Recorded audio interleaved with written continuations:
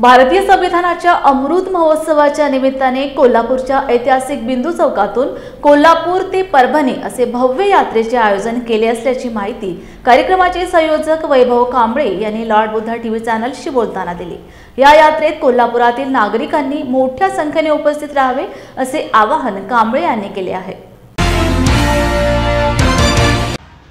26 जानेवारी 2025 पासून संविधान अंमलबजावणीचे अमृत महोत्सवी वर्ष सुरू होत आहे।